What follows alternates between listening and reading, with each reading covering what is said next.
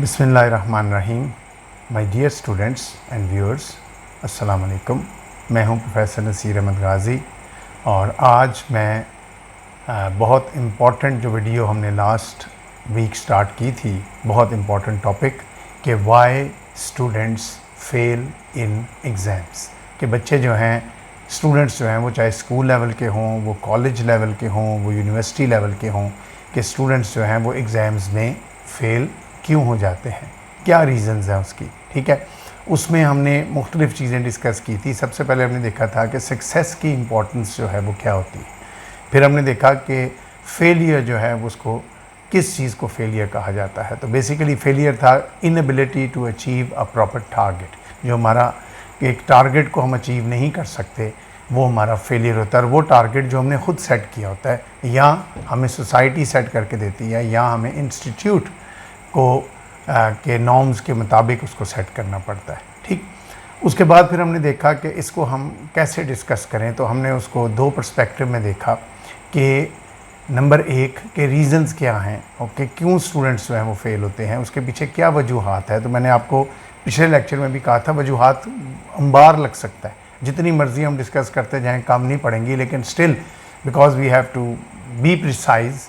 तो मैंने आपको कहा था कि ये 3-4 वीडियोस जो हैं वो मेरी जो है मुसलसल एक तसलसल होगा। हमने उसका पार्ट ए किया था वाई स्टूडेंट्स फेल इन एग्ज़ाम्स। आज हम करेंगे वाई स्टूडेंट्स फेल इन एग्ज़ाम्स का पार्ट बी करेंगे। ठीक है, तो पार्ट बी जो है, पार्ट ए में हमने 3 मेजर रीज़न्स डिस्कस की थी, उनकी फिर रेमेडीज़ भी डिस्कस की थी कि इनका इलाज क्या है, हल क्या है, क्योंकि सिर्फ मसला बता देना ज़रूरी नहीं होता, उस मसले का हल भी ज़रूरी होता है। ठीक है, तो हमने 3 रीज़न जो है वो मेजर डिस्कस किए थे। एक रीज़न था लैक ऑफ रिस्पॉन्सिबिलिटी, बहुत बड़ा रीज़न था कि बच्चों में रिस्पॉन्सिबिलिटी की कमी है, फिर उसका हल बताया था।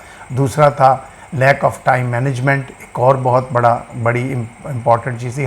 मैंने आपको कहा था, ये 2 चीज़ें आपको कही थी। एक ये था कि हर पॉइंट बहुत इंपॉर्टेंट है, हर रीज़न बहुत इंपॉर्टेंट है, और फिर हर रीज़न की रेमेडी बहुत इंपॉर्टेंट है। प्लस आप जब रीज़न्स को आगे बढ़ते जाते हैं तो इसका मतलब ये नहीं कि पिछले रीज़न्स जो हैं वो इग्नोर हो जाते हैं, नहीं, पिछले रीज़न्स अपनी जगह पर मौजूद रहते हैं, वो साथ शामिल होते जाते हैं। हर रीज़न दूसरे रीज़न को आप कह लें कि एक जन्म देता है, एक नई शक्ल देता है। ठीक है, और तीसरा रीज़न हमने देखा था कि लैक ऑफ प्रिपरेशन, कि स्टूडेंट जो है प्रॉपरली प्रिपेयर नहीं करते, और जब आप प्रिपेयर नहीं करेंगे तो आप फेल हो जाएंगे। सो 3 रीज़न्स हमने लास्ट वीक डिस्कस किए थे। आज हम रीज़न नंबर 4 से स्टार्ट करेंगे, और रीज़न नंबर 4 है डिस्ट्रैक्शंस। रीज़न नंबर 4 है डिस्ट्रैक्शंस, के स्टूडेंट्स के फेल होने की एक बहुत बड़ी वजह है डिस्ट्रैक्शंस। और डिस्ट्रैक्शन क्या है? डिस्ट्रैक्शन है हर वो चीज़ जो हमारी तवज्जो को हटाने का बायस बनती है, हर वो चीज़, और उनमें बेशुमार हमारे गैजेट्स हैं, हमारी एक्टिविटीज़ हैं ऐसी जो हमारी तवज्जो तालीम से हटा देती हैं। दूसरी मीन्स हमारी प्रायोरिटीज़ चेंज हो जाती हैं, हमारा ध्यान दूसरी चीज़ों की तरफ चला जाता है। उन चीज़ों को हम ज़्यादा प्रेफर करना शुरू कर देते हैं, उनको ज़्यादा टाइम देना शुरू कर देते हैं। नतीजा क्या है? पढ़ाई को वो टाइम नहीं दे पाते जो उसका हक़ है, जो उसको चाहिए, और वो टाइम जो है हम इन चीज़ों की तरफ देना शुरू कर देते हैं। So distractions is a very big reason and a very important reason of the failure of students. इसमें हम देखते हैं कि क्या क्या चीज़ें हैं। कि टुडे नंबर 1 है, today we are in the heaps of technology and distraction. कहते हैं पूरा एक अंबार है, हीप है, ढेर है लगा हुआ टेक्नोलॉजीज़ का और डिस्ट्रैक्शंस का। वो टेक्नोलॉजीज़ और डिस्ट्रैक्शंस बेशुमार हैं। ये आपके सामने हमारा लैपटॉप है, इसके अलावा कंप्यूटर है, मोबाइल फ़ोन है, उसके अलावा और बेशुमार गैजेट्स हैं जो हम यूज़ करते हैं। टीवी भी है, केबल है, नेट है, फिर गूगल है, यूट्यूब है, नेटफ्लिक्स है। ये सारी वो चीज़ें हैं जिनको अगर हम प्रॉपरली सही मकसद के साथ इस्तेमाल ना करें तो ये डिस्ट्रैक्शंस बन जाती हैं। इसमें क्या क्या आता है? नंबर 2 स्मार्टफोन है। ठीक है, स्मार्टफोन जिसको आप सेल फ़ोन भी कहते हैं। ठीक है, अगर इसको हम प्रॉपरली यूज़ नहीं करेंगे तो that is a big reason कि वाई स्टूडेंट्स फेल। ठीक है, उसके बाद फिर सोशल मीडिया की जो वेबसाइट्स हैं, जिनमें सबसे डोमिनेटिंग वेबसाइट है फेसबुक, कि हम फेसबुक का यूजेज इतना करना शुरू कर देते हैं कि हम फेसबुक को भी अपने प्रॉपर मकसद के लिए इस्तेमाल नहीं करते। तो ये भी एक बहुत बड़ा रीज़न बन जाता है। फिर कंप्यूटर्स हैं, कंप्यूटर एक बहुत बड़ी नेमत है, मॉडर्न टेक्नोलॉजी में बेहतरीन गैजेट है। ये मेरे सामने देखें, एक कंप्यूटर पड़ा हुआ है, सारे पॉइंट्स मैंने इस पर लिखे हुए हैं। मेरे लिए कितना आसान है इसके बेस पे लेक्चर देना, लेकिन when you don't use it properly it turns out to be you can say a hurdle, it becomes a reason for your failure। ठीक, उसके अलावा लैपटॉप्स हैं, ठीक, and channels like YouTube etcetera etcetera, YouTube जैसे channel या दूसरे channel, all those channels that are not used properly for education purpose or for your targeted purpose turn out to be a hurdle in your achieving success। so ये hurdle बन जाते हैं आपके अंदर। ठीक, कहता है have too much of stuff to distract, कहता है इन तमाम चीज़ों के अंदर, ये खास तौर पर जो चैनल्स हैं इनके अंदर इतना स्टफ़ मौजूद है कि वो हमें डिस्ट्रैक्ट कर सकें, हमें अपनी तरफ इतना मुतवज्जो कर देते हैं कि हम अपनी पढ़ाई से क्या हो जाते हैं, दूर हो जाते हैं। ठीक, सो इसका मतलब ये हुआ कि ये जो डिस्ट्रैक्शंस हैं, जिसमें मीडिया है, जिसके अंदर फेसबुक है, जिसके अंदर व्हाट्सएप है, जिसके अंदर यूट्यूब है, जिसके अंदर नेटफ्लिक्स है और बेशुमार चीज़ें जो लेटेस्ट से लेटेस्ट आ रही हैं दुनिया में, if we start giving them so much time that we सारी सारी रात बच्चे बैठ के कंप्यूटर पे गेम्स खेलते रहते हैं, सारी सारी रात बच्चे बैठ के जो है यूट्यूब के ऊपर जो है वो मुख्तलिफ चैनल्स देखते रहते हैं which are basically not associated with their study.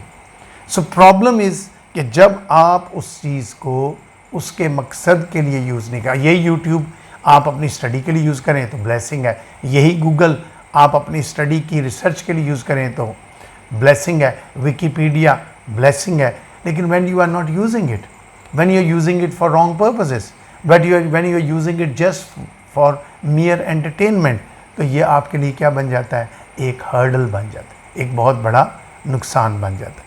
कहते हैं such engagements make us tired both mentally and physically, very very important. क्या कहते हैं ये जो इंगेजमेंट्स हैं, ये जो हमारी एक्टिविटीज़ हैं, मतलब यूट्यूब को सारा दिन देखते रहना, फेसबुक को देखते रहना, मोबाइल को मुसलसल कई कई घंटे उसके साथ लगे रहना, कहता है दैट मेक्स अस टायर्ड, थका देता है हमें, मेंटली भी थका देता है और फिज़िकली भी थका देता है। नतीजा क्या होता है, when you are mentally tired, when you are physically tired, what happens, you stop doing your study, it deviates your attention, it diverts your attention, it takes you towards other things। आपने दोस्त को phone किया, किताबें खोल के आप बैठे हुए थे पढ़ने के लिए, दोस्त को फ़ोन किया, उसने कहा यार वो फेसबुक पे वो फलानी चीज़ बड़ी ज़बरदस्त आई है, यूट्यूब पे बड़ी ज़बरदस्त जो है एडवेंचरस मूवी आई है, वो देखो ज़रा, तो आप पढ़ाई को उधर रख के उसको देखना शुरू कर देंगे।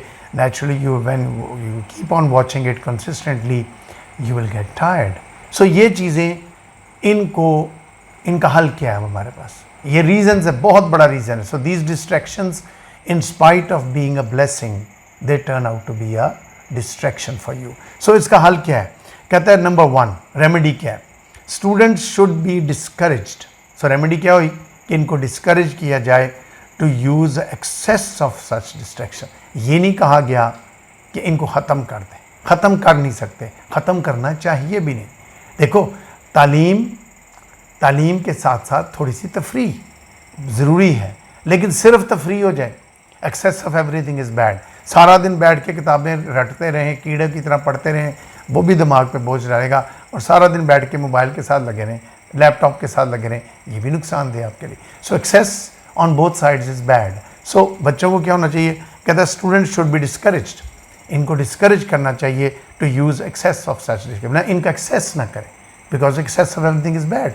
Use them within limits, use them for a shorter time जब आप पढ़ाई कर रहे हैं, और and use them not just for mere entertainment, use them for your education purpose as well.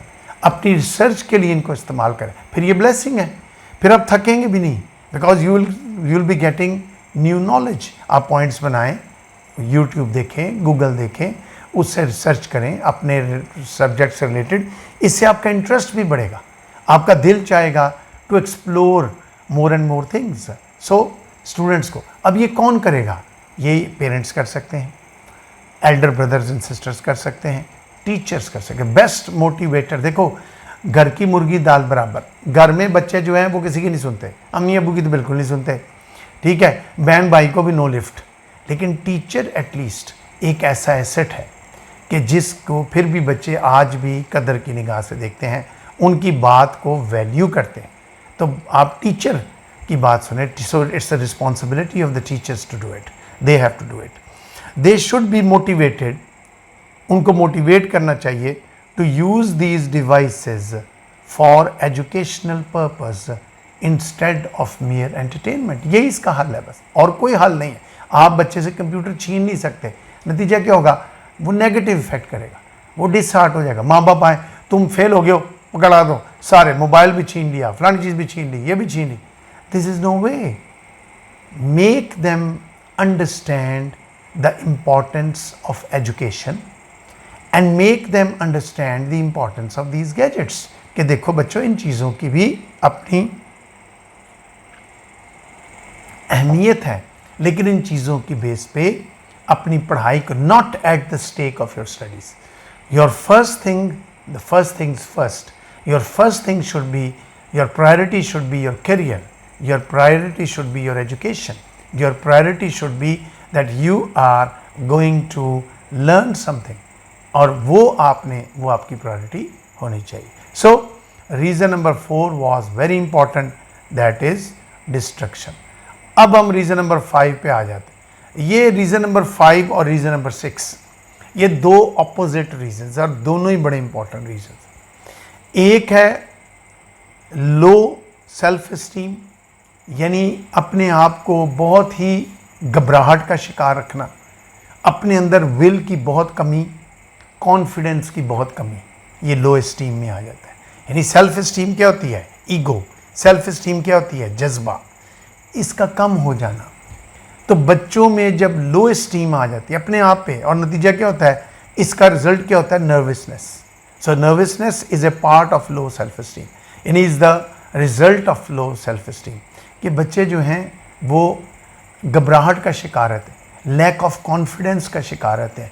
वो समझते हैं कि मैं कुछ नहीं कर सकता। घबराहट, यानी उनको एक खुद एतमादी की कमी आ जाती है, यानी अपने अंदर जो खुदी है ना, वो ही कम पड़ जाती है। That is a very very big reason.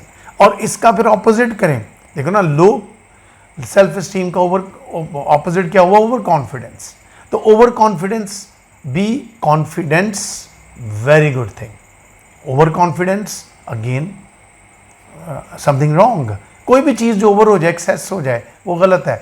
आपके अंदर लो सेल्फ इस्टीम का होना भी गलत है, आपके अंदर ओवर कॉन्फिडेंस का होना भी गलत है। सो पॉइंट नंबर 5 या रीज़न नंबर 5 और रीज़न नंबर 6 इन दो इश्यूज़ को डील करेगा। तो सबसे हम पहले देखते हैं कि लो सेल्फ इस्टीम, ये जो रीज़न है, इसके क्या क्या नुकसानात हैं। सबसे पहली चीज़ है, having good self esteem allows you walk through life confidently. अगर आपके अंदर अच्छी सेल्फ इस्टीम, अगर आपके अंदर कॉन्फिडेंस है, तो ये आपके अंदर एक जज्बा है काम करने का। तो आप क्या होगा? और पॉजिटिव जज्बा है, you want to do, you have confidence, you have एक फेथ, सेल्फ ट्रस्ट है आपको कि मैं ये काम कर सकता हूँ। तो कहता क्या होगा? Will help you to walk through life successfully. आप ज़िंदगी को बड़े कॉन्फिडेंस के साथ और बड़ी सक्सेस के साथ ज़िंदगी के चैलेंजेस की तरफ आगे बढ़ते जाएंगे। लेकिन नंबर 2 है, your low self esteem paralyses you and results in your failure. लेकिन जैसे ही आपकी इस्टीम कम हुई, जैसे ही आपका कॉन्फिडेंस लेवल कम हुआ, जैसे ही आपके अंदर जज्बा कम हुआ, जैसे ही आपके अंदर सेल्फ ट्रस्ट कम हुआ कि मैं ये काम कर सकता हूँ, तो नतीजा क्या होगा? कहता है that will lead you towards failure. आप नाकामी की तरफ चले गए। सो देखो, इसका मतलब क्या हुआ कि where there is will there is way, don't lose that will. आपके अंदर कॉन्फिडेंस होना चाहिए, ओवर नहीं होना चाहिए, लेकिन कॉन्फिडेंस होना चाहिए, सेल्फ फेथ होना चाहिए, सेल्फ एस्टीम होनी चाहिए, एक सेल्फ डिटर्मिनेशन होनी चाहिए। Self esteem is self determination कि मैं कर सकता हूँ, मैं I am a masterpiece of creation, मैं अशरफुल मखलूक़ात हूँ, मुझे अल्लाह ताला ने इतना काबिल बनाया है कि मैं अगर कोशिश करूं तो मैं कुछ भी कर सकता हूं। ठीक, तो कहते हैं ढूंढने को तो खुदा भी मिल जाता है। तो उसका मकसद कहने का ये था कि नथिंग इज़ इम्पॉसिबल। हाँ, इम्पॉसिबल वो है जो कभी पॉसिबल ही नहीं था। याद रखें, जो चीज़ कभी पॉसिबल ही नहीं, मुझे कोई आगे का इस बिल्डिंग को उठा लो, ये कभी पॉसिबल ही नहीं था, that's why it's impossible. Anything that is in the command, in the authority, in the ability of a human being is possible. So इंसान के अंदर एक फेथ होना चाहिए, yes I can do it। नाकाम भी हो जाए मत घबराएं, सप्ली भी आ जाए मत घबराएं, वर्क हार्ड। तो अगर ये जज्बा लेके आप एग्ज़ाम में जाएंगे, पेपर देने के लिए जाएंगे, एक फेथ होगा आई कैन डू इट। आप पेपर वाले दिन पहले ही डरे हुए, मैंने तो फेल हो जाना है, मुझसे तो तैयारी कोई नहीं हुई, मैंने तो फेल हो जाना है, जिस बंदा डरता रहेगा पहले फेल, तो वाकई फेल हो जाएगा। आप ये कॉन्फिडेंस लेके जाओ, जितनी भी मैंने तैयारी की है इंशाल्लाह मैं इसके अंदर पेपर करूंगा। एग्जामिनेशन हॉल में आपकी बॉडी लैंग्वेज एक बड़ी कॉन्फिडेंट पुरएतमाद होनी चाहिए, लो सेल्फ एस्टीम नहीं होनी चाहिए, एतमाद की कमी नज़र नहीं आनी चाहिए। ठीक, सो क्या होगा, कहता है फिर तीसरी चीज़ कहता है नर्वसनेस, क्योंकि ये जन्म देती है नर्वसनेस को, घबराहट।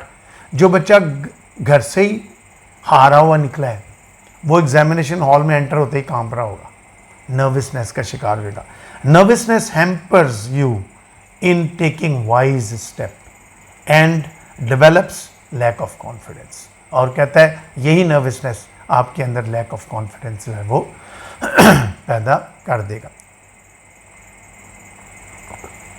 सो low self esteem, nervousness, lack of confidence, lack of determination, low profile, low you can say will, ये सारी चीज़ें एक ही चीज़ का नाम है।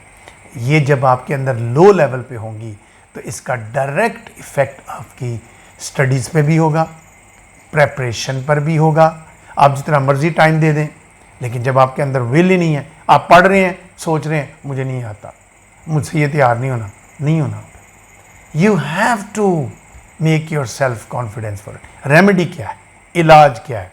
Student should never ever lose self esteem in any circumstance. पहला हाल इसका ये, कुछ भी हो जाए, हालात कुछ भी हो जाए, ज़हन में रखो मैं अल्लाह की सबसे आला मखलूक हूँ। कभी अपने आप को हारने मत दो, कभी अपने आप को गिरने मत दो। ठीक है, पिछले लेक्चर में मैंने कहा था ना, गिरते हैं सहसवार ही मैदान जंग में, कि जो घोड़े पर सवार होते हैं गिरते वही हैं, बिल्कुल गिरते हैं, लेकिन पहले वो सवार होना होते हैं। और जब वो गिरते हैं उनको अपना गिरना बुरा नहीं लगता, वो फिर खड़े हो जाते हैं, क्योंकि उनके अंदर विल होती है। Where there is will there is way. So the first remedy is to get rid of this thing, to get rid of this nervousness, to get rid of this low esteem is to never allow it to overcome you. कभी उसको अपने पर हावी मत होने दें, कभी उसको अपने ऊपर सवार मत होने दें। टीचर्स का बहुत अहम रोल है। Teachers should help the students get rid of nervousness. और टीचर्स के अंदर देखो, गुड टीचर वही है जो एक गुड साइकोलॉजिस्ट है। एक टीचर को जब पता हो कि मेरे इस स्टूडेंट के अंदर ये नर्वसनेस आ रही है, ये घबराहट आ रही है, मेरा स्टूडेंट्स उतना कैपेबल नहीं हो पा रहा, काम को उतनी हिम्मत से नहीं कर पा रहा, तो इसका मतलब है कि मैं एक कमज़ोर टीचर हूँ। मुझे टीचर को पता है और मैं कुछ कदम नहीं उठा रहा। मैंने अपने बच्चों को खड़ा करना है, मैंने उन बच्चों को मोटिवेट करना है, मैंने उन बच्चों के अंदर सेल्फ एस्टीम पैदा करनी है। वो जो लो यू है उसको कर्म करना है, तो you can do it. Come on boy, you can do it, just try. बच्चे को अलग अलग बुला के पूछे, इंडिपेंडेंटली पूछे बच्चे को कि भाई क्या मसला तेरा, तुम्हारी परफॉर्मेंस अच्छी क्यों नहीं हो रही? मे बी कोई घर फैमिली रीज़न हो, मे बी ये सारे रीज़न है फेलियर के, मे बी कोई और वजह हो, मे बी डिस्ट्रैक्शन हो, अभी पीछे पड़ा हमने, मे बी कोई उसके अंदर कॉन्फिडेंस की कमी हो। ये सारी चीज़ों को ठीक किसने करना है? टीचर ने। Teacher is the ideal motivator. मैंने जो अपनी वीडियो बनाई थी who is an ideal teacher, उसमें सारी क्वालिटीज़ लिखी कि टीचर ही है जो बच्चों को खड़ा रखता है। टीचर का बॉडी लैंग्वेज क्लास में, the moment he enters the class, ऐसी होनी चाहिए कि सोया हुआ बच्चा भी जाग उठे। So that's a very important. So remedy क्या है, इलाज क्या है? कि टीचर जो हैं should help the students get rid of nervousness and put them in the right path of study. Who is going to put them in the right track या right path? कौन लेके जाएगा? Teachers. So don't always expect, यानी मैं as a teacher बात कर रहा हूँ, हमें हमेशा ये एक्सपेक्ट नहीं करना चाहिए कि बच्चा जो है अगर सुस्त है तो घर वाले ठीक करेंगे। नो, जितनी रिस्पॉन्सिबिलिटी घर वालों की है उससे ज़्यादा रिस्पॉन्सिबिलिटी टीचर की है once the student is sitting in the class. और ये मसाइल शायद कॉलेज लेवल पे इतने ज़्यादा ना होते हों, लेकिन हाई स्कूल लेवल पे, स्कूल लेवल पे बच्चे जो हैं इनका शिकार होते हैं, क्योंकि जैसे जैसे आपकी उम्र बढ़ती है चैलेंजेस बढ़ते हैं, तालीम मुश्किल होती जाती, इसलिए इन चैलेंजेस को आपने खुद फेस करना है। ठीक, सो ये बन गया रीज़न नंबर 5। रीज़न नंबर 6 इसी का ऑपोजिट कर दें, ओवर कॉन्फिडेंट। देखो ना, अभी हमने कहा कि लो एस्टीम नहीं होनी चाहिए, प्रॉपर एस्टीम होनी चाहिए, हाई एस्टीम होनी चाहिए, confidence. High esteem is not over confidence, confidence होना चाहिए। एतमाद बहुत ज़बरदस्त चीज़ है, लेकिन एतमाद भी जब हाथ से कंट्रोल से बाहर निकल जाए, अक्सर स्टूडेंट्स ये समझते हैं और यार मैं तो थोड़ी सी मेहनत करूँ मैं तो पास हो जाता हूँ, और मैं स्कूल में पढ़ता ही नहीं था पास हो गया, तो कॉलेज में भी ऐसे ही होगा, यूनिवर्सिटी में भी ऐसा होगा। नहीं होगा। Don't be over confident. Over का लफ्ज़ जिस चीज़ के साथ भी आ जाए दैट इज़ नेगेटिव। एक्सेस का लफ्ज़ जिसके साथ भी आ जाए that is negative. So confidence is good thing. So पहला पॉइंट ये है कि being confident is beneficial while your overconfidence results in ignoring some crucial details about your studies। कहता है कॉन्फिडेंट होना बहुत beneficial, you should be confident, you have to be confident, you must be confident, लेकिन over confident हो जाए, कहता है that is very very wrong, it's a very serious issue. You should never be over confident. Confident हो, there is no doubt कि अगर आप confident हैं you can manage all things, but never be over confident. कहते over confidence क्या होगा? उसका result ये होगा, you will start ignoring some very crucial details about your study. यानी पढ़ाई है, चैप्टर पढ़ रहे हैं, जेन में आया और ये तो मुझे आता है, ये भी मुझे आता है, और ये मैंने मैट्रिक में बड़े अच्छे नंबर ले लिए थे और कॉलेज में भी ले लूँगा। ठीक है, कॉलेज की तालीम और है, मैट्रिक की तालीम और है, मैट्रिक का स्टैंडर्ड और है, कॉलेज का स्टैंडर्ड और है, कॉलेज का स्टैंडर्ड और है, यूनिवर्सिटी का स्टैंडर्ड और है। हर लेवल की डिमांड्स है, हर लेवल के मुताबिक चैलेंजेस बढ़ते हैं और बदलते हैं। So being confident about it is very good. When you become over confident बंदा हमेशा, देखो ना, खिलाड़ी जब ओवर कॉन्फिडेंट हो जाता है, खिलाड़ी मैदान में जाता है इस कॉन्फिडेंस के साथ मैं अच्छा खेलूंगा, वेरी गुड, और खिलाड़ी पवेलियन से ही निकला है और ये सोच रहा है अब मैंने तो जाते ही छक्के लगाना है, एक बॉलर है, इनको क्या पता, और जाते ही 2 शॉट लगाएंगे, 1 छक्का 2 छक्का, बूम बूम अफरीदी बनेगा, 2 छक्के लगाएगा, तीसरे में बाउंड्री पे कैच दे के वापस। तो that is over confidence. Over confidence is not something that going to make you achieve your target, rather it is going to take you away from your target। आपके टारगेट से आपको दूर ले जाए, आप अपने मंजिल से दूर हो जाएं। सो मंजिल की तरफ रहना, मंजिल के साथ जुड़े रहने के लिए कॉन्फिडेंस का होना ज़रूरी है, ओवर कॉन्फिडेंस का होना कतई ज़रूरी नहीं है। अगली बात, over confident makes you blind, very very important.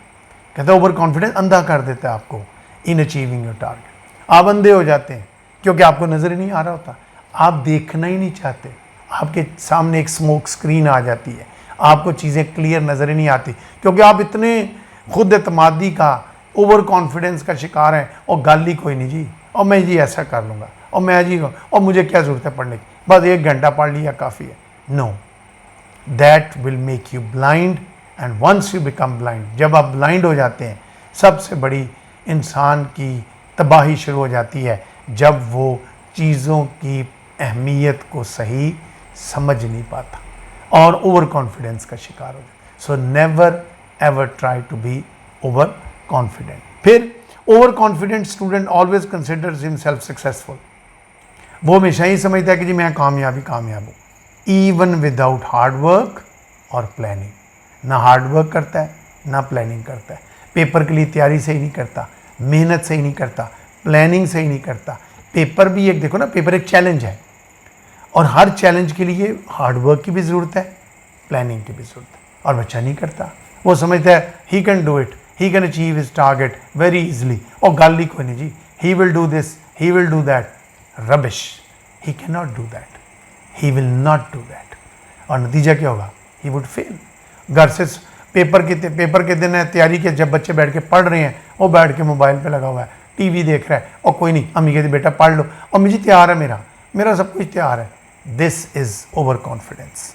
भाई तैयार है ना, रिवाइज करो, अगर तैयार है बड़ी अच्छी बात है, रिवाइज करो, डोंट बी ओवर कॉन्फिडेंट, क्योंकि the moment you enter the hall, उसके बाद फिर किसी ने आपकी मदद नहीं करनी, फिर आपकी हार्डवर्क ने मदद करनी, प्लानिंग ने मदद करनी। सो ये बहुत बहुत अहम फैक्टर है।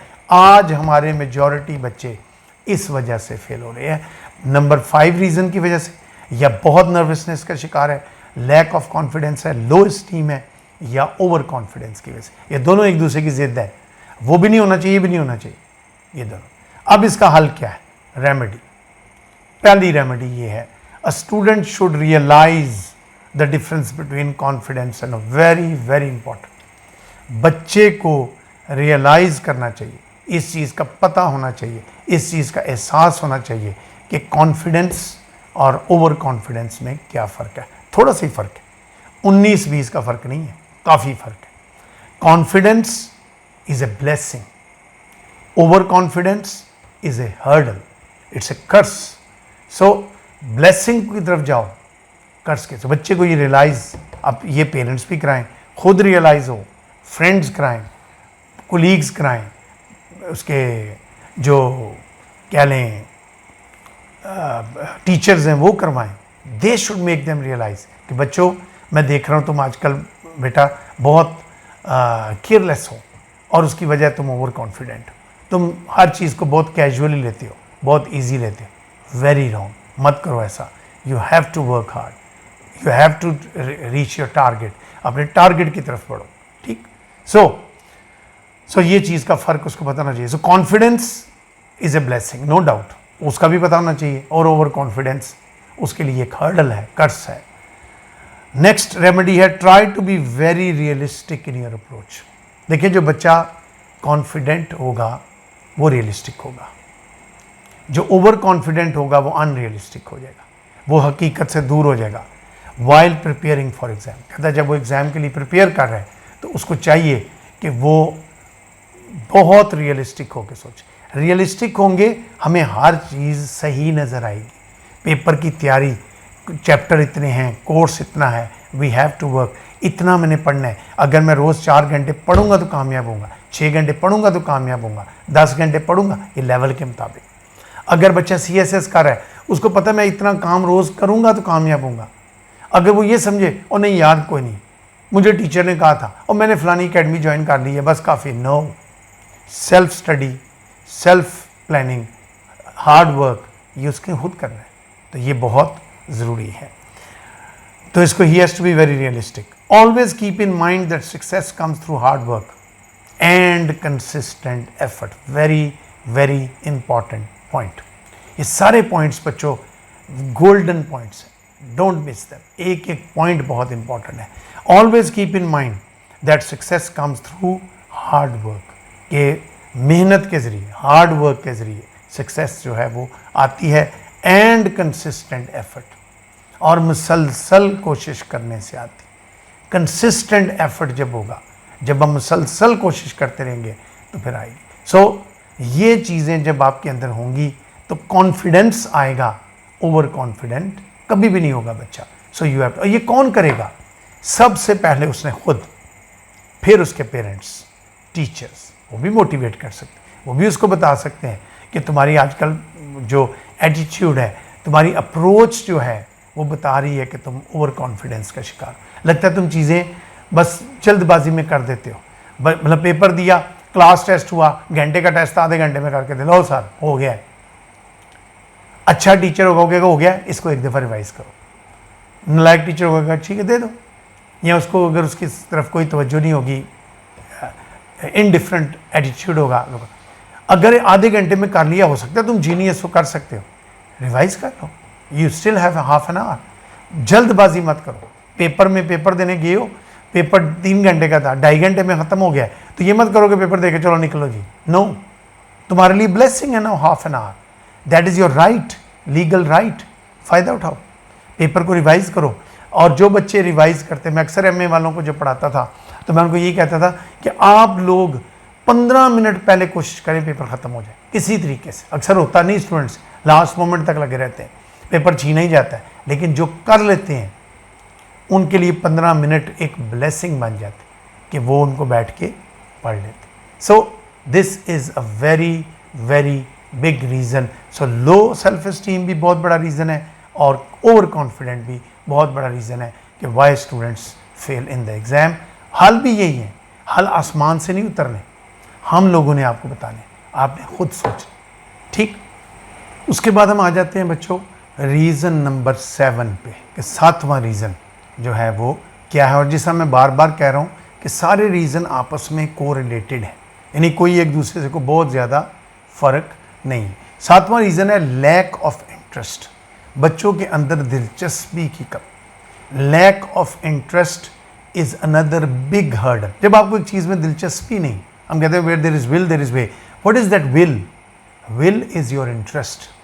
अगर मैं एक चीज़ में इंटरेस्टेड हूँ, अगर मैं पढ़ने में इंटरेस्टेड हूँ, तो मैं खुद ब खुद स्ट्रेटजीज़ बनाऊँगा, मैं खुद ब खुद मेहनत करूँगा, मैं खुद ब खुद हार्ड वर्क करूँगा, मैं खुद ब खुद प्लानिंग करूँगा कि मैंने ये काम जो है वो ऐसे करना है, ठीक। So lack of interest is a big hurdle in our achieving success in exam. ये भी एक बहुत बड़ा रीज़न है कि बच्चे जो है why do they fail in exam, because lack of interest, पढ़ाई की तरफ दिलचस्पी नहीं होती।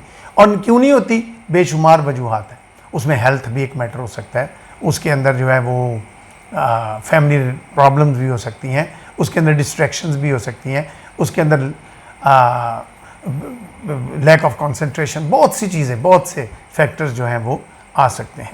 सो लैक ऑफ इंटरेस्ट में number 1, one of the most important reasons of failure is lack of interest. कहता है सबसे बड़ा, one of the top ranked reasons जो है ना, उनमें से है एक lack of interest. If you are studying what you aren't interested in, very very important। अगर बच्चे जो हैं, एक मेन वजह इंटरेस्ट की ना होने की ये है कि आपको वो पसंद ही नहीं सब्जेक्ट। मतलब आपको, मतलब जब मैं स्टूडेंट था, मेरे वालिद साहब की ख्वाहिश थी मैं डॉक्टर बनूं, और मुझे सबसे ज़्यादा नफ़रत बायोलॉजी से थी। मैट्रिक में अल्लाह अल्लाह करके मैंने बायो पढ़ ली और पासिंग मार्क्स में पास हुआ। इंटर में आके मेरे वाले साहब कहते रहे डॉक्टर बनो, मैंने कहा नहीं, मैं इंजीनियर बन जाऊंगा। मैंने एफएससी की, लेकिन with pre engineering, not pre medical, यानी इंटरेस्ट ही नहीं है। अब अगर वो डंडे मार के ज़बरदस्ती मुझे कहते नहीं पढ़ो, हो सकता है मैं पढ़ भी लेता, हो सकता है मैं मेहनत भी कर लेता, लेकिन मैं शायद वो टारगेट अचीव ना कर सकता जो उनकी ख्वाहिश थी। सो एक बहुत बड़ी वजह है कि अगर कोई ऐसा सब्जेक्ट है in which you are not interested, you aren't interested in it, तो क्या होगा? You won't work for that with your heart and soul. वो जो होता है ना जज्बा, दिल, वो विल के साथ आता है, और विल इंटरेस्ट के साथ आती है। मुझे ये काम करने में इंटरेस्ट है, मुझे टीचिंग करने में इंटरेस्ट है, तो मैं क्लास में बड़े जज्बे से जाऊँगा। मैं अपनी वीडियो जब बनाऊँगा तो मैं ये नहीं समझ के बनाऊँगा कि बस मैं वीडियो बना रहा हूँ, मैं ये समझ के बनाऊँगा कि ये जो कुछ मैं दे रहा हूँ ये मेरे बच्चों के दिमाग में जाए, ये एक असासा बने उनके लिए। आज ज़िंदगी है, कल नहीं होगी, लेकिन इन वीडियोस के ज़रिए ये पैगाम इन तक पहुंचता रहे।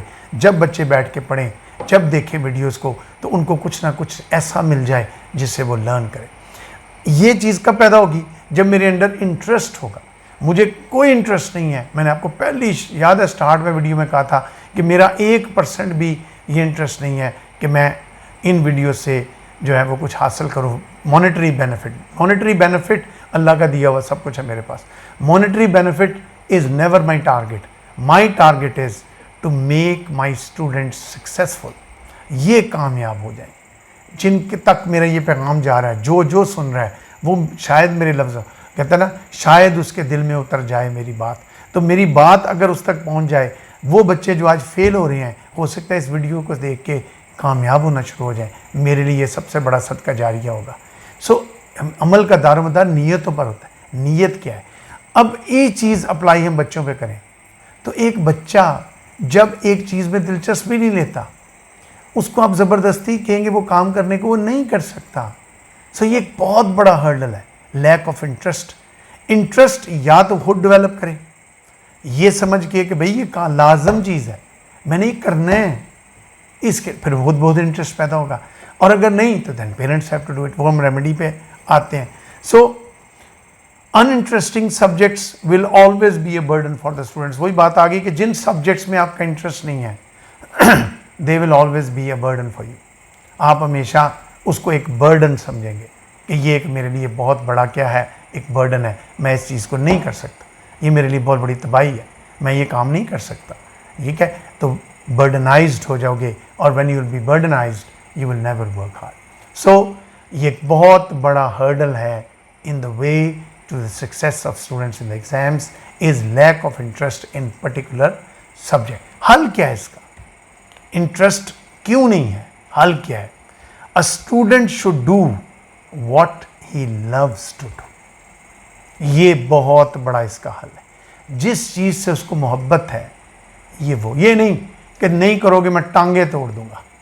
टांगे तोड़ने से बायो पढ़ने वाला मैथ नहीं पढ़ने लग जाएगा और मैथ पढ़ने वाला बायो नहीं पढ़ने लग जाएगा, क्योंकि पढ़ना उसने खुद है, ना माँ ने ना बाप ने उसके अंदर घुसना नहीं है, पढ़ना उसने खुद है।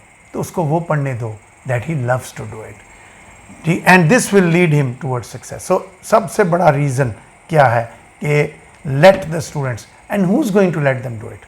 इधर टीचर्स से ज़्यादा रोल है पेरेंट्स का। रिस्पॉन्सिबिलिटी किसकी है? पेरेंट्स की। It is the parents who have to make them realise, it is the parents who have to you can say understand कि मेरे बच्चे को क्या पसंद है क्या नहीं। बिठाए बच्चे को, वालिदैन पूछें, पेरेंट्स पूछें कि हाँ भी बच्चा क्या मसला है, बताओ तुम्हें क्या चीज़ पढ़ना चाहते हो। वो कहे जी मैं कंप्यूटर्स पढ़ना चाहता हूँ, उधर लेके जाओ उसको। नतीजा क्या होगा? A thing that would be interesting for him would never look a burden for him. वो कभी भी बर्डनाइज नहीं होगा, वो कभी ये नहीं फील करेगा। देखो ना, अगर मैं पढ़ा रहा हूँ शौक से तो पढ़ाना मेरे लिए कभी बर्डन नहीं होगा, लेकिन अगर मुझे मजबूरन इस प्रोफेशन में डाल दिया गया तो नतीजा क्या होगा? मैं क्लास में भी जाऊँगा सोया हूँगा, मैं क्लास में भी जाऊँगा अपना भी वक्त ज़ाया करूँगा, अपने बच्चों का भी वक्त ज़ाया करूँगा। सो इंटरेस्ट किसने डालना है? सबसे पहले पेरेंट्स ने। दे शुड रियलाइज कि मेरे बच्चों को, हाँ इसमें टीचर्स का हेल्पिंग रोल हो सकता है। टीचर क्लास में देख सकता है कि बच्चा बायो में या मैथ में बच्चा अच्छे नंबर नहीं ले रहा, तो उसको अलग बुला के पूछ सकता है कि बच्चे क्या वजह है, क्यों नहीं तुम एग्ज़ाम में अच्छा परफॉर्म क्यों नहीं कर रहे, क्लास टेस्ट में भी अच्छा नहीं कर रहे, क्या वजह है? तो वो बच्चा बता सकता है कि सर मुझे मैथ बहुत मुश्किल लगता है या मुझे बायो बहुत मुश्किल लगता है। तो पेरेंट्स को बुलाएं, टीचर का काम है पेरेंट्स को बुलाएं। ठीक है, ये बच्चे को कहे जाके अपने अम्मी अब्बू को ही बात बताओ, ये पेरेंट्स को बुलाए, खुद मोटिवेट करे कि देखिए आपका बच्चा जो है, कहीं हदीस नहीं लिखी हुई कि इसने बायो ही पढ़नी है तो कामयाब होना है, या इसने मैथ ही पढ़ना है तो कामयाब होना है। नहीं, लेट हिम डू जो उसके लिए इंतहाई ज़रूरी है। एक इंडिया की फिल्म आई थी एक 3 इडियट्स, है तो कॉमिक मूवी थी, कॉमेडी थी, लेकिन बहुत ज़बरदस्त सबक था उसके अंदर। एक सबक जो उसमें से बहुत ज़बरदस्त था बच्चों के लिए, वो ये था कि let them do what they want to do. उनको फोर्स मत कर। उसमें एक करैक्टर था ना जिसको बाप इंजीनियर बनाना चाहता और अपने मुल्क के सबसे बड़े यूनिवर्सिटी में उसको दाखिल भी करवाया, अपना खून पसीना बेच बेच के उसका खर्चे भी किए, खुद भूखे रहे उसको, लेकिन उसको फोटोग्राफर बनने का शौक़ था। वो एक वाइल्ड लाइफ फोटोग्राफर, वो एनिमल्स के ऊपर करना चाहता था फोटोग्राफी। पेरेंट्स नहीं चाहते थे, लेकिन अल्टीमेटली उस माँ बाप ने हार मानी उसके आगे, उसके दिल को समझा और वो एक कामयाब फोटोग्राफर बन गया। सो याद रखो, पेरेंट्स का रोल बहुत अहम है। They have to realise. अगर नहीं कर रहे तो बच्चा खुद जाकर उनको रियलाइज़ कराए।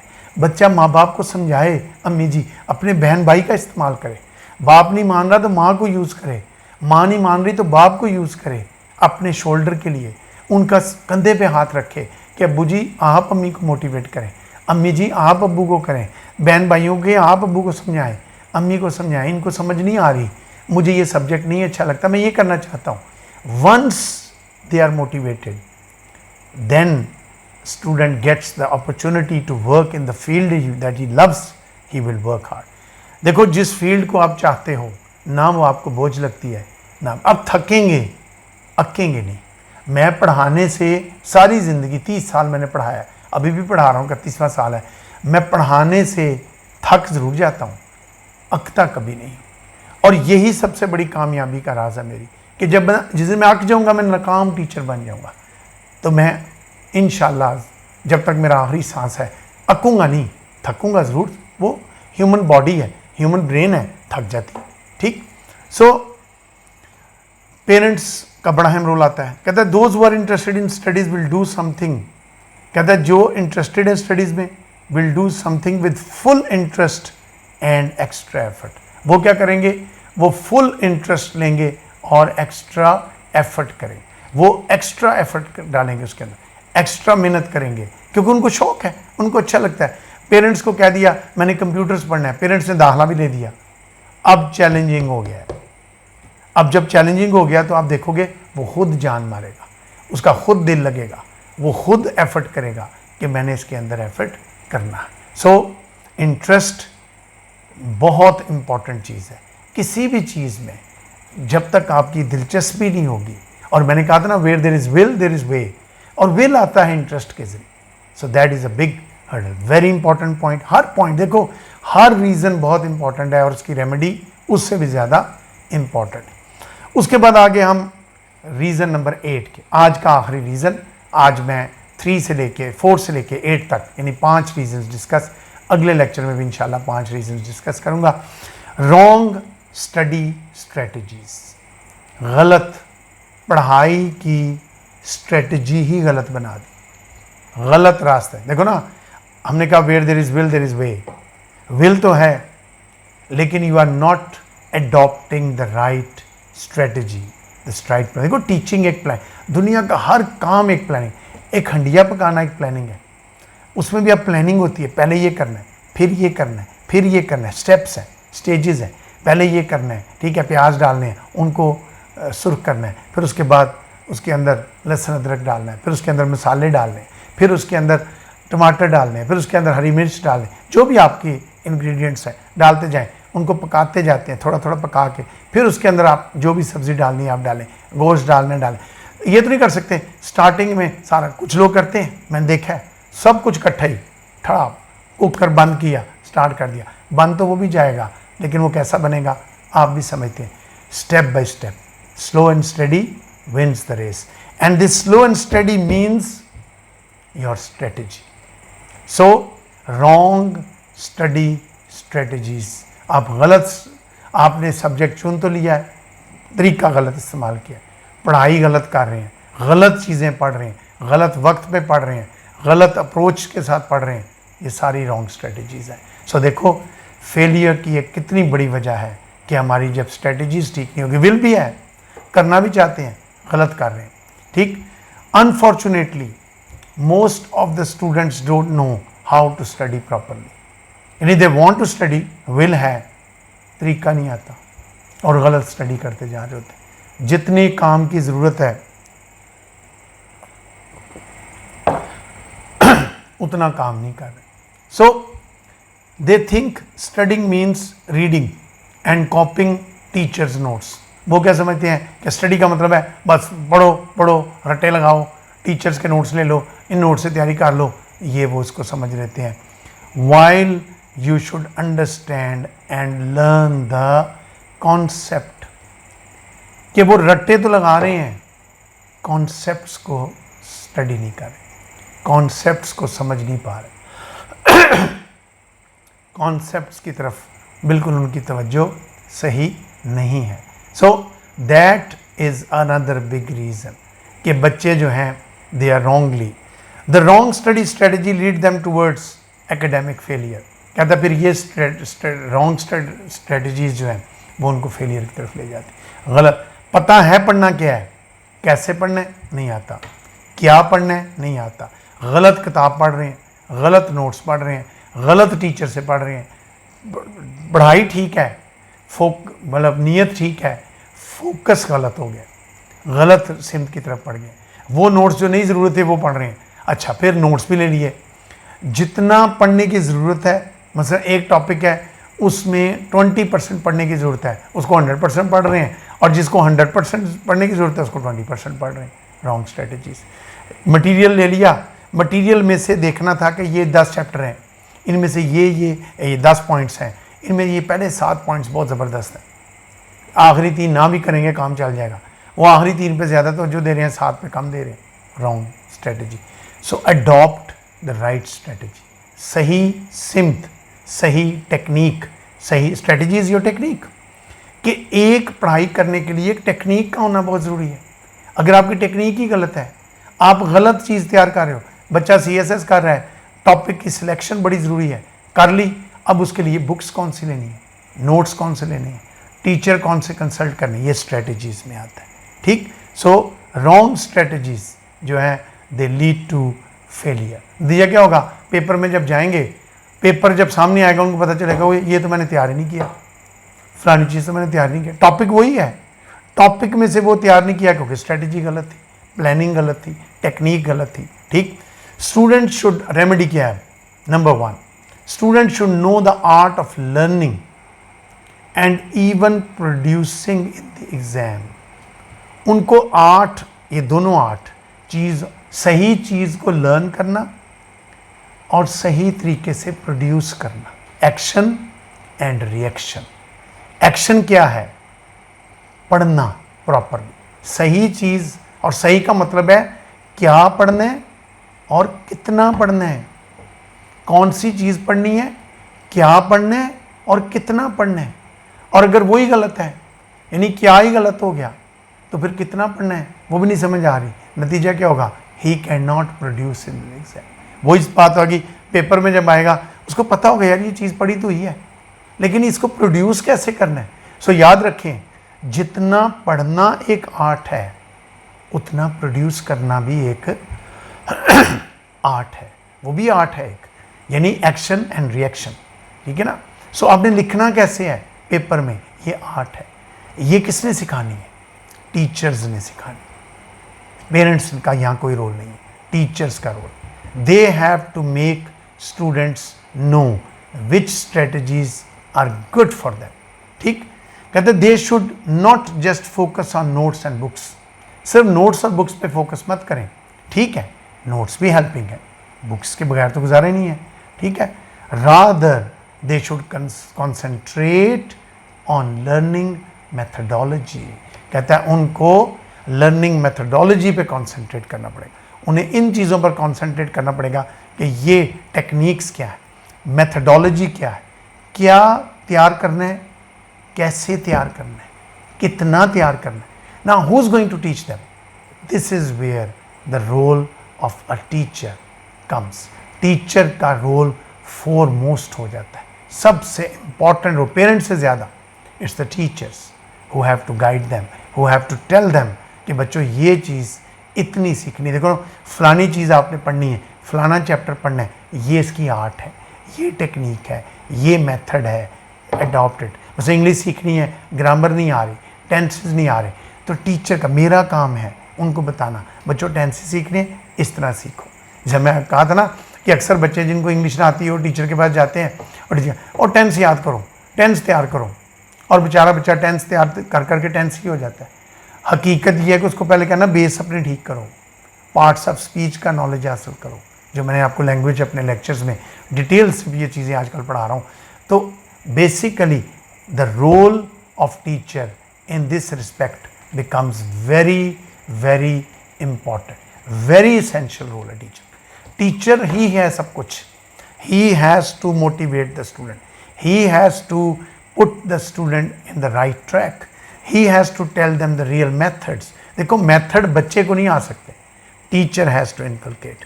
टीचर ने बताना है कि उसने कौन इंडक्टिव टेक्निक यूज़ करनी है कि डिडक्टिव टेक्निक यूज़ करनी है, सारी मैं पढ़ा चुका हूँ आपको। टीचर का काम है ये बताना, स्टूडेंट का काम नहीं। मैथ पढ़ रहा है, टीचर का काम है उसको बताना। So the role of teacher, remedy में इलाज इसका बच्चे के पास भी है, कि वो राइट स्ट्रेटजीज अडॉप्ट करें। बड़े बहन भाई उसको गाइड कर सकते हैं। अगर वो एफएससी कर रहा है, बड़े बहन भाई ने एफएससी की हुई है, उन्होंने मैथ फिजिक्स केमिस्ट्री पढ़ा हुआ है, वो बता सकते हैं ये चीज़ पढ़ो, ऐसे तैयार करो। So right strategies are going to be adopted by the student but guided by the teacher. So teacher का रोल इस मसले में, इस प्रॉब्लम में बहुत बहुत अहम हो जाता है कि टीचर जो है वो स्टूडेंट्स को प्रॉपरली गाइड करे और बताए बच्चों ये चीज़ ऐसे आपने सीखनी। सो ये था हमारा रीज़न नंबर 8। अभी बहुत रीज़न बाकी हैं, ठीक है, और मुझे उम्मीद है इन रीज़न्स को तवज्जो के साथ बच्चों ध्यान से सुनिए। ये कोई कोर्स नहीं है कि जो आपने पॉइंट्स नोट करने, ये सब सुनने वाली चीज़ें, इनको ध्यान से सुनो। जिन लोगों ने अभी तक चैनल सब्सक्राइब नहीं किया, चैनल को सब्सक्राइब करें, ग्रुप्स में शेयर किया करें। मैं बार बार रिक्वेस्ट करता हूँ अपने ग्रुप्स में इनको शेयर किया करें। ये बहुत इम्पॉर्टेंट चीज़ें हैं, ये गोल्डन वर्ड्स हैं, ये मेरी ज़िंदगी का हासिल है, रिसर्च है मेरी, ठीक है, जो मैं आपके साथ डिस्कस कर रहा हूँ। ठीक है, मुझे उम्मीद है आपको लेक्चर पसंद आया होगा। इंशाल्लाह इसके पार्ट सी के साथ नेक्स्ट वीक हाज़िर होऊंगा। अल्लाह ताला आपका हामी नासिर हो। खुदा हाफिज़।